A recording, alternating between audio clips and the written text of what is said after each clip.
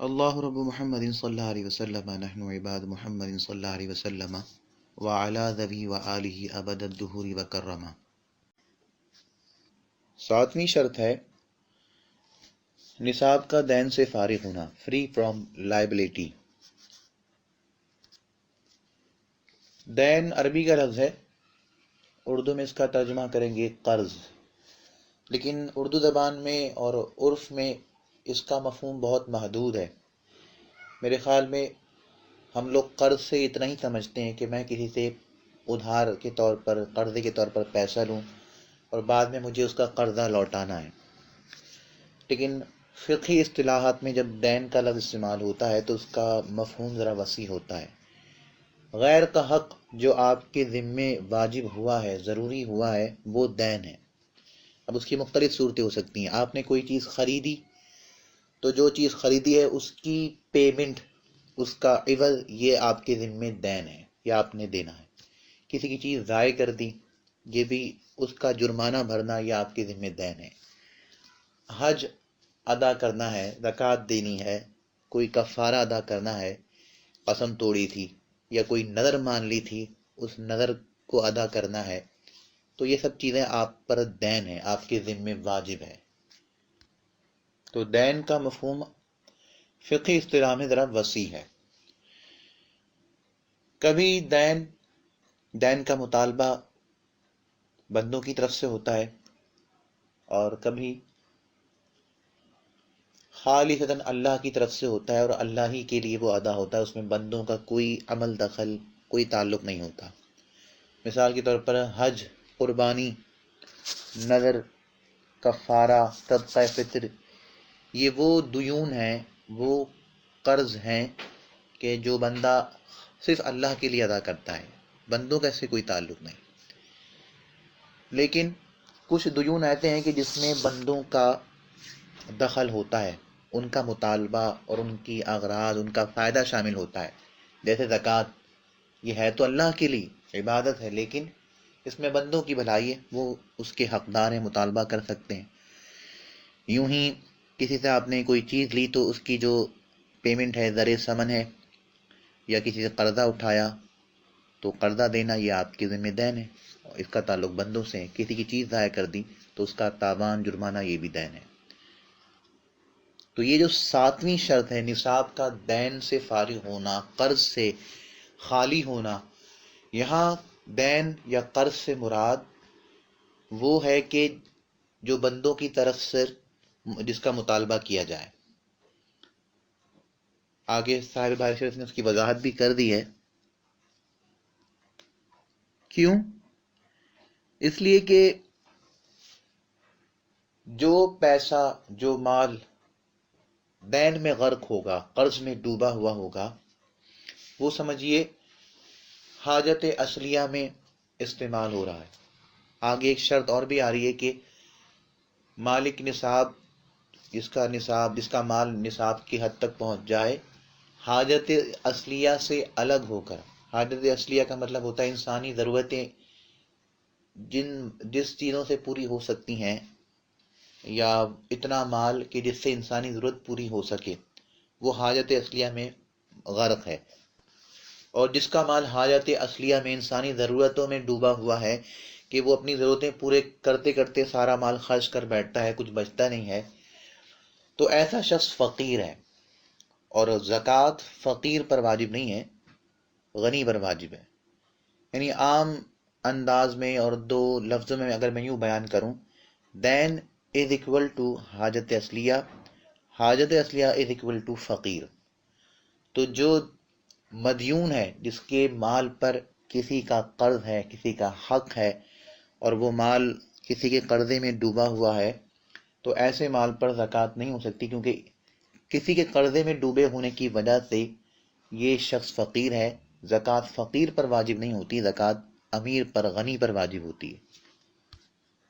اور اس کی دلیل حضرت عثمان غنی رضی اللہ تعالی عنہ کا ارشاد، آپ نے اپنے ایک جمعے کے خطبے میں ارشاد فرمایا، فمن کان لہ مال وعلیہ دین فلیحسب مالہ بما علیہ ثم لیزکی بقیۃ مالہ، جس کے پاس مال ہو اور مال جو ہے مال پر قرضہ ہو، اس شخص پر قرضہ ہو صاحب مال پر، تو اسے چاہیے کہ اپنے مال کا حساب کرے، جتنے میں قرضہ ادا ہو جائے اتنے قرضہ ادا کر دے، اور جو مال بچ جائے اور وہ نصاب کی حد کو بھی پہنچتا ہے تو اس باقی مال کی زکوٰۃ ادا کرے۔ اور یہ خطبہ حضرت عثمان غنی نے صحابہ کی جماعت کی موجودگی میں ارشاد فرمایا، کسی نے آپ پر انکار نہیں کیا، گویا اس پر صحابہ کا اجماع سکوتی خاموش اتفاق ہوا۔ آپ یہ سوچیں گے کہ محض خاموش اتفاق سے رضامندی کیسے سمجھی جا سکتی ہے؟ یہ عام آدمیوں کی رضامندی نہیں ہے، یہ صحابہ کی رضامندی ہے، یہ صحابہ کا اتفاق ہے اور ان کی خاموشی ہے۔ اصل میں تمام صحابہ عادل ہیں، کوئی خلاف شرع کام ان کے سامنے ہو اور وہ خاموشی اختیار کریں، ایسا نہیں ہو سکتا۔ اس لیے اگر کوئی عمل، کوئی بات صحابہ اکرام رضوان اللہ تعالی علیہم اجمعین کی موجودگی میں ہوئی، کوئی عمل ہوا اور کسی بھی صحابی نے اس پر انکار نہیں کیا، اس کا مطلب یہ ہے کہ وہ چیز یا وہ کام یا وہ بات جائز ہے۔ اگر ناجائز ہوتی تو کوئی نہ کوئی صحابی اس پر نکیر کرتا، انکار کرتا۔ تو حضرت عثمان غنی اور صحابہ کی موجودگی میں اس بات پر اتفاق ہوا کہ وہ مال کے جو دین میں، قرض میں مستغرق ہو، ڈوبا ہوا ہو، اس پر زکوٰۃ نہیں ہے۔ لیکن یہ جب ہے کہ جب زکوٰۃ کے وجوب سے پہلے دین عارض ہوا ہو۔ اگر زکوٰۃ واجب ہو گئی، یعنی اتنا مال اس کے پاس تھا کہ جو حد نصاب کو پہنچتا تھا، اس پر زکوٰۃ واجب ہو گئی، ہولان ہول کی کاؤنٹنگ شروع ہو گئی، 2 3 4 مہینے بعد کوئی ایسی کنڈیشن یا سچویشن بنی کہ سارا مال دین میں مستغرق ہو گیا، ڈوب گیا، قرض میں ڈوب گیا، تو اب زکوٰۃ کا وجوب نہیں ہٹے گا۔ جو چیز واجب ہو گئی اب وہ ٹلے گی نہیں، اس نے دین بھی ادا کرنا ہے اور زکوٰۃ بھی ادا کرنی ہے۔ اب یہ مینیج کرے کہ کیسے کرتا ہے، کیونکہ جو دین درمیانے سال میں، یعنی زکوٰۃ واجب ہو گئی اس کے بعد درمیانے سال میں عارض ہو جائے آ چپکے، تو یہ ایسے ہے جیسے مال میں کمی ہو گئی۔ تجار یا کاروباری حضرات ہوتے ہیں، ان کے مال گھٹتے بڑھتے رہتے ہیں، کمی بیشی ہوتی رہتی ہے۔ جب زکوٰۃ واجب ہو گئی مال پر حد نصاب کو پہنچنے کی وجہ سے، کوئی قرضہ بھی نہیں تھا، ظاہر سی بات ہے پورا سال ہولان ہول ہونا ہے، اس بیچ وہ مال کبھی گھٹے گا بھی کبھی بڑھے گا بھی، تو اس گھٹنے بڑھنے سے، اس نقصان سے زکوٰۃ کے وجوب پر کوئی فرق نہیں پڑتا، زکوٰۃ واجب ہو گئی۔ تو یہاں بھی ایسا ہی ہے، جو دین درمیانے سال میں عارض ہو، دین معترض کہتے ہیں فقہی اصطلاح میں، تو وہ ایسے ہی ہے جیسے مال میں کمی ہو گئی، تو زکوٰۃ کے وجوب سے مانع، رکاوٹ نہیں بن سکتا۔ خلاصہ کلام یہ ہے کہ نصاب جس پر زکوٰۃ واجب ہونی ہے اس کے لیے یہ بھی ضروری ہے، 7ویں شرط ہے کہ وہ دین سے، قرض سے فارغ ہو، خالی ہو، اور یہ زکوٰۃ کے وجوب سے پہلے پہلے ہو۔ زکوٰۃ واجب ہونے کے بعد اگر دین عارض ہوا تو زکوٰۃ کے وجوب سے مانع اور رکاوٹ نہیں ہو سکتی۔ اب خلاصہ سن لیجئے، یہ شرط تو آپ کو سمجھ میں آ گئی کہ نصاب کا، جس پر زکوٰۃ بننی ہے، زکوٰۃ واجب ہونی ہے، اس نصاب کا دین سے فارغ ہونا بھی ضروری ہے، 7ویں شرط ہے۔ لیکن اس شرائط کی بھی کچھ شرطیں ہیں جو ان مسائل میں چھپی ہوئی ہیں، میں الگ سے بیان کر رہا ہوں تاکہ ان مسائل کو سمجھنے میں آسانی ہو۔ وہ دین، وہ قرض جو مانع زکوٰۃ بنے گا، اس کے لیے پہلی شرط یہ ہے کہ وہ زکوٰۃ کے وجوب سے پہلے پہلے ہو، بعد میں نہ ہو۔ دوسری شرط یہ کہ اس دین کا مطالبہ بندوں کی طرف سے ہو۔ تیسری شرط یہ ہے کہ وہ دین میعادی ہو، مؤجل ہو۔ اور چوتھی شرط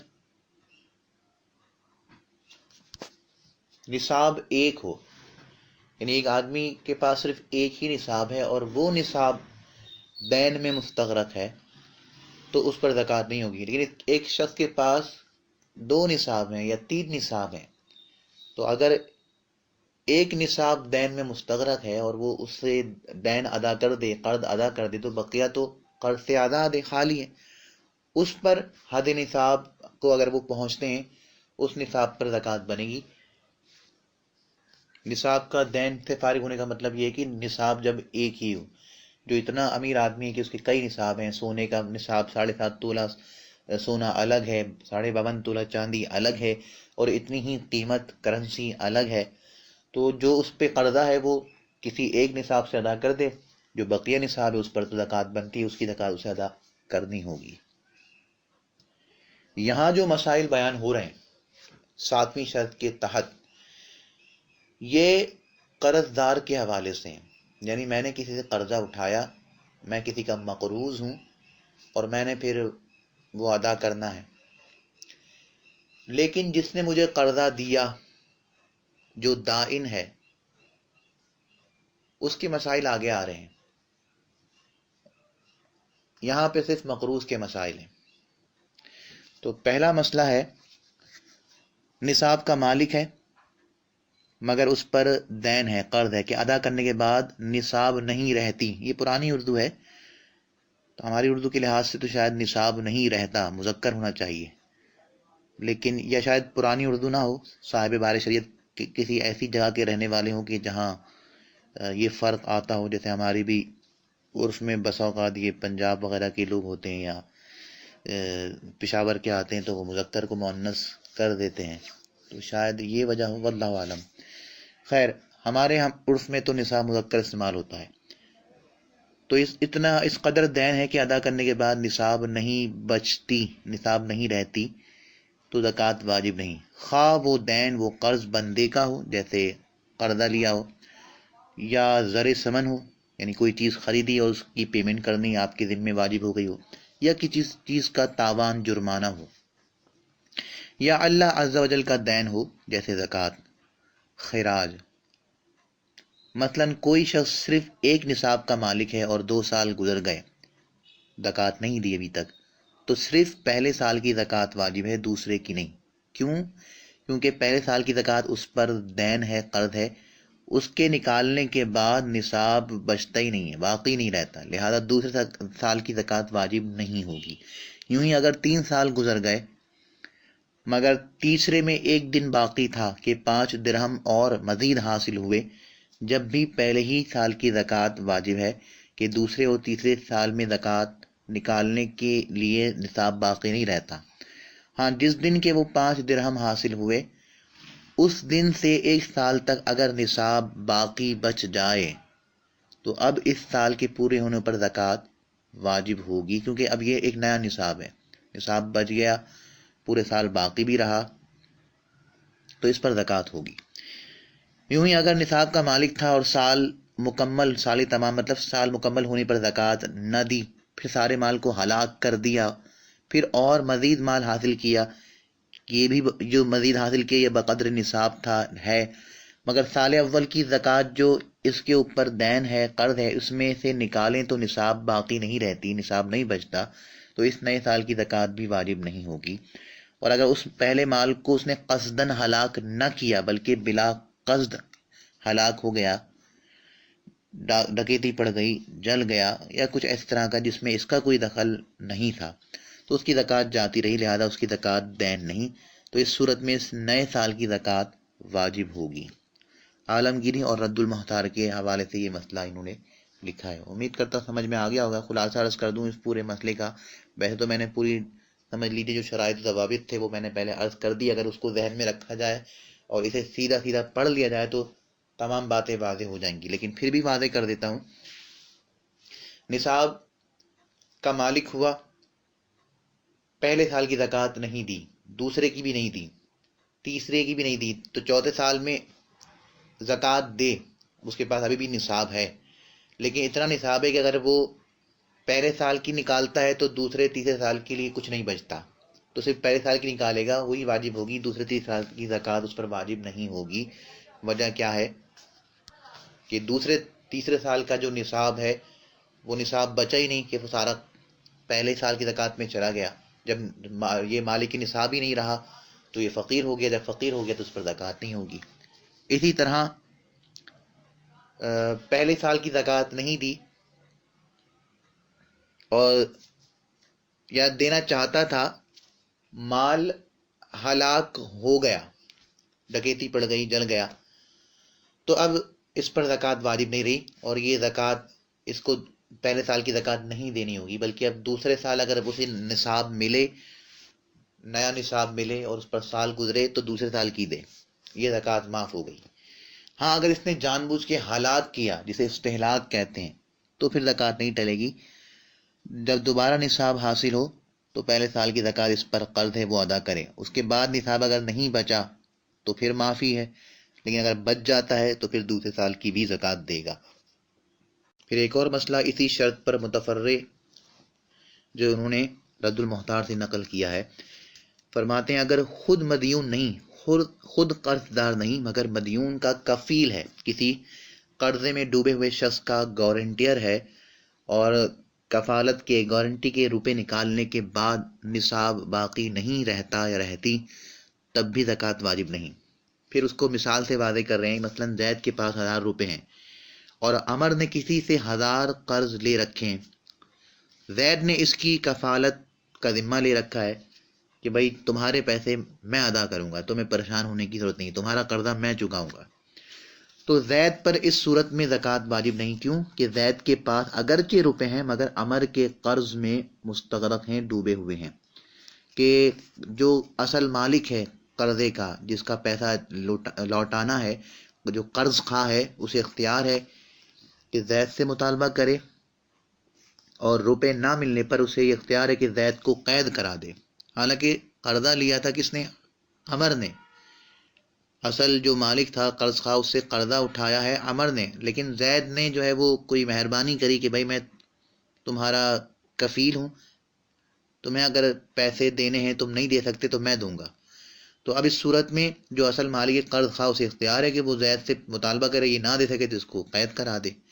تو یہ روپے جو اصل میں تو عمر نے قرضے کے طور پر لیے تھے، لیکن کیونکہ یہ کفیل بن گیا ہے تو اس کے سارے پیسے عمر کی کفالت کی وجہ سے مستغرق ہو گئے ہیں، قرضے میں ڈوب گئے ہیں، لہذا زید پر زکوٰۃ واجب نہیں۔ اور اگر عمر کی 10 شخصوں نے کفالت لے لی، یعنی عمر نے کسی صاحب سے قرضہ اٹھایا، اور عمر اتنا پاپولر پرسن ہے، اتنی مطلب سمجھ لیے مقبول شخصیت ہے کہ 10 لوگوں نے، کوئی پیر صاحب ہی ہوں گے کہ 10 لوگوں نے ان کی جو ہے وہ کفالت لے لی کہ پیر صاحب آپ نے جو پیسہ قرضے میں اٹھایا ہے اگر آپ نہیں دے سکے تو ہم آپ کی کفالت کرتے ہیں، ہم وہ پیسہ دیں گے۔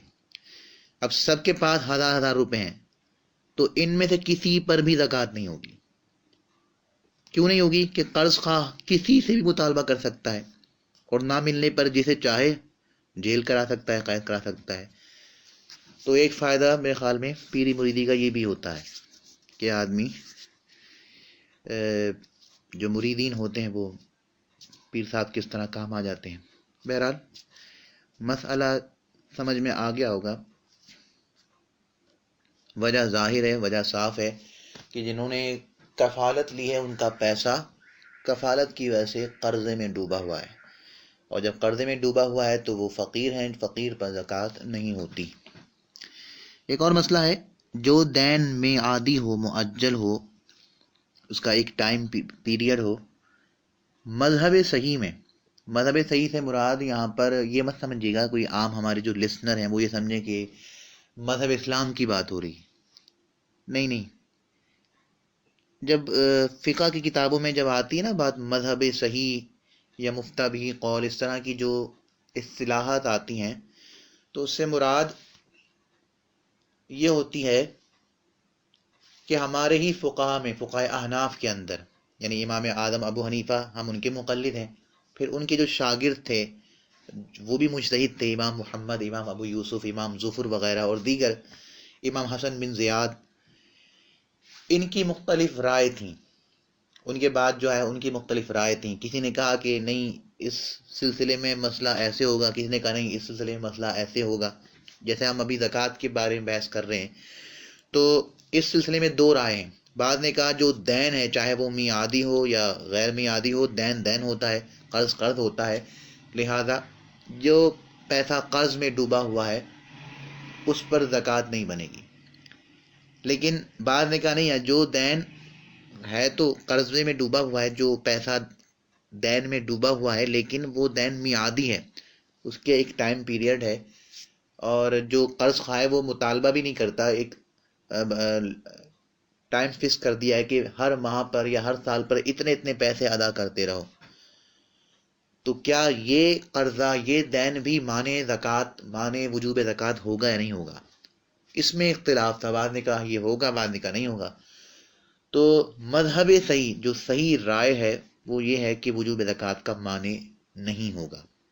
وہ دین، وہ قرضہ کہ جو میعادی ہو، معجل ہو، ٹائم ٹو ٹائم دینا ہو، نہ دینے والا سارا ادا کرتا ہے، نہ لینے والا کوئی مطالبہ کرتا ہے، بلکہ بس ایک دن، ایک مہینہ یا سال یا جو بھی ڈیٹ مقرر کیے کہ اتنے اتنے ٹائم پر ہمیں اتنا اتنا پیسہ مل جائے. تو ایسا قرض وہ معنی وجوب زکوٰۃ نہیں ہوگا. اس لیے خاتون کا، بیوی کا جو مہر ہے وہ بھی قرض ہوتا ہے شوہر کے ذمے، وہ بھی معنی وجوب زکوٰۃ نہیں ہے. کیوں؟ کیونکہ عادتاً، عرفاً جو مہر کا دین ہوتا ہے اس کا مطالبہ نہیں ہوتا. لہذا اگرچہ شوہر کے ذمے کتنا ہی دین مہر ہو، جب وہ مالک نصاب ہے تو زکوٰۃ واجب ہوگی. خصوصاً وہ مہر جو مؤخر ہوتا ہے، جو عام طور پر یہاں رائج ہے، یعنی ہند و پاک میں، جس کی ادائیگی کی کوئی میعاد معین نہیں ہوتی، اس کے مطالبے کا تو عورت کو اختیار ہی نہیں جب تک موت یا طلاق واقع نہ ہو. میں آپ کو شرائط میں بتا چکا ہوں کہ وہ دین جو معنی وجوب زکوٰۃ بن سکتا ہے، اس دین کے لیے ایک شرط یہ بھی ہے کہ وہ میعادی نہ ہو.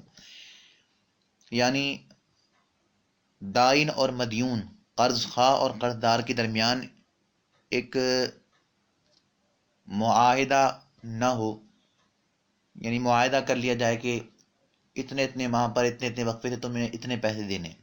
بھلے اس کے پاس بہت پیسے ہوں، وہ یکدم سارا قرضہ ادا کر سکتا ہو، لیکن پھر بھی نہ کرتا ہو. اور نہ ہی اس کو کوئی پریشانی ہو جو قرض خواہ ہے، جس نے قرض دیا ہے، وہ بھی یہ کہے بھائی اتنے ٹائم پہ اتنے اتنے پیسے دیتے رہو، اتنے سال میں تمہارے قرضہ ادا ہو جائے گا، کوئی مسئلہ نہیں. تو ایسا قرض معنی وجوب زکوٰۃ نہیں ہوگا.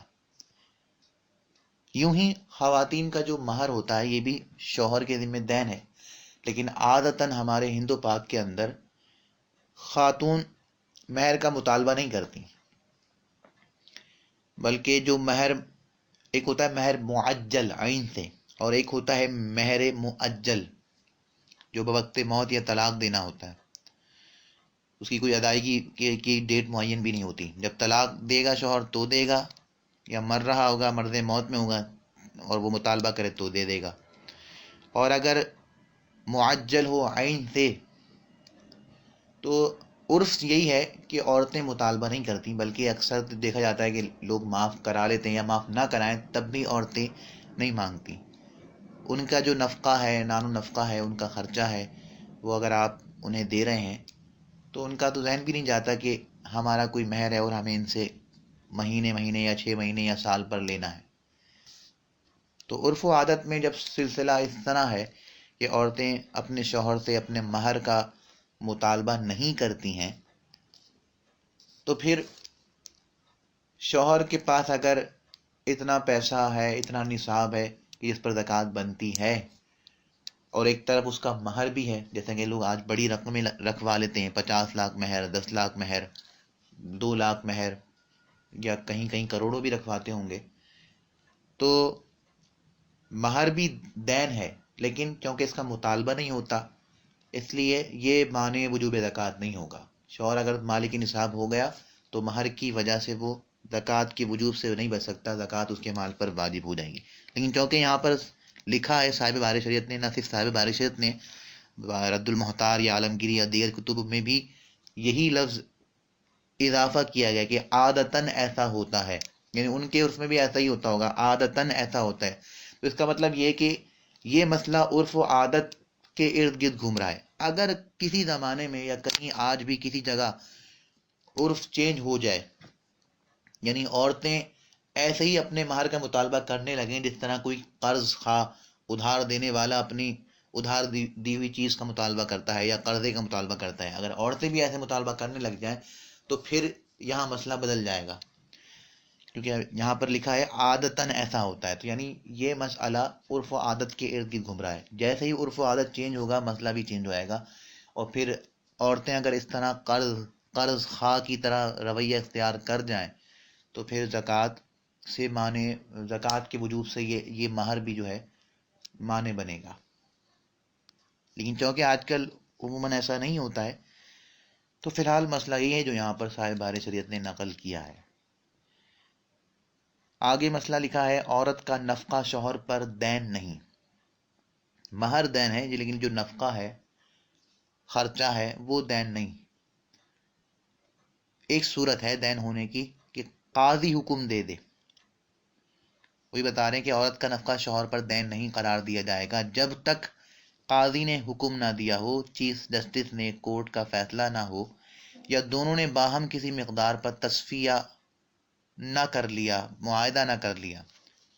اگر یہ دونوں باتیں نہیں، نہ ہی کورٹ کی طرف سے آرڈر ہے کہ شوہر صاحب آپ نے اپنی بیوی کو مہینے یا 2 مہینے پہ اتنا اتنا خرچہ دینا ہی ہے، نہیں تو آپ کے خلاف کارروائی ہوگی، ایسی بھی صورت نہیں ہے.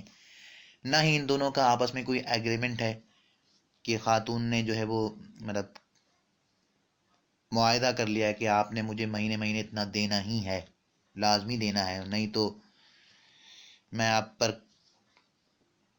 مقدمہ کر دوں گی یا اپنے قریب نہیں آنے دوں گی وغیرہ وغیرہ. اس طرح کا اس کو حق حاصل ہے. اگر یہ دونوں سچویشن نہیں ہیں تو عورت کو جو نفقہ ہے وہ شوہر سے ساقط ہو جائے گا، معاف ہو جائے گا. شوہر پر اس کا دینا واجب نہیں ہوگا. جب واجب نہیں ہوگا، دین نہیں بنے گا، تو معنی زکوٰۃ بھی کوئی چیز نہیں ہے. لہٰذا وہ یہ نہیں کہہ سکتا کہ مجھے عورت کا جو ہے وہ نفقہ دینا ہے، خرچہ دینا ہے. کچھ نہیں ہے. جو مال اگر نصاب کو پہنچ گیا ہے تو اس پر زکوٰۃ واجب ہو جائے گی. عورت کے علاوہ کسی رشتہ دار کا نفقہ اس وقت دین ہے جب 1 مہینے سے کم زمانہ گزرا ہو، یا اس رشتہ دار نے بھی قاضی کے حکم سے قرض لیا اور قاضی صاحب نے کہا کہ آپ نے ان کا قرض ادا کرنا ہے. اگر یہ دونوں باتیں نہیں تو ساقط ہے، یعنی معاف ہے، اور معنی زکوٰۃ نہیں ہے. یہ مسئلہ بھی عالمگیری اور رد المحتار سے نقل کیا ہے. اگلا مسئلہ ہے دین اس وقت معنی زکوٰۃ ہے جب زکوٰۃ واجب ہونے سے پہلے کا ہو، جو میں پہلے آپ کو بتا چکا ہوں. یعنی کوئی قرض، کوئی دین اس وقت معنی وجوب زکوٰۃ ہوگا جب زکوٰۃ واجب ہونے سے پہلے عارض ہوا ہو. اگر نصاب پر سال گزرنے کے بعد ہو تو زکوٰۃ پر اس دین کا کوئی اثر نہیں ہوگا. دین بھی دینا ہوگا، زکوٰۃ بھی دینی ہوگی. اس طرح اگلا مسئلہ ہے جس دین کا مطالبہ بندوں کی طرف سے نہ ہو اس کا اس جگہ یعنی زکوٰۃ میں اعتبار نہیں، یعنی وہ معنی زکوٰۃ نہیں ہوگا. مثلا نظر، کسی نے نظر منت مانگ لی، منت شرعی جسے کہتے ہیں. یوں ہی کفارہ، قسم توڑ دی، اس کا کفارہ دینا ہے. یا صدقہ فطر ہے جو عید پر دیا جاتا ہے، حج ہے، قربانی. تو ان تمام چیزوں میں مال کو خرچ کرنا پڑتا ہے، اور جب مال خرچ ہوگا تو ہو سکتا ہے وہ مال نصاب سے گر جائے. نصاب 200 درہم بنتا ہے. 7.5 تولہ یا 52 تولہ چاندی کی قیمت جو اس زمانے میں لگائی جاتی تھی وہ 200 درہم بنتی تھی. تو آج کے لحاظ سے جو بھی بنتی ہے، تو اگر ان امور میں خرچ کیا جائے تو زکوٰۃ سے جو نصاب کی حد کو پہنچتا ہے مال، اس میں کمی آ جائے گی. تو کیا اس لیے زکوٰۃ معاف ہو جائے گی؟ نہیں. نظر، کفارہ، صدقہ فطر اور حج اور قربانی، اگر ان کے جو خرچے ہیں نصاب سے نکالیں تو اگرچہ نصاب باقی نہ رہے زکوٰۃ پھر بھی واجب رہے گی. عشر و خراج واجب ہونے کے لیے دین مانے نہیں. یعنی اگر دین ہو آپ پر، بہت زیادہ بھی ہو، تب بھی عشر و خراج وہ آپ پر واجب ہوگا. اس کی بحث آگے آ رہی ہے. یعنی اگرچہ مدیون مقروض ہو، یہ چیزیں اس پر واجب ہو جائیں گی. در مختار اور عبد المختار کے حوالے سے یہ مسئلہ لکھا ہے.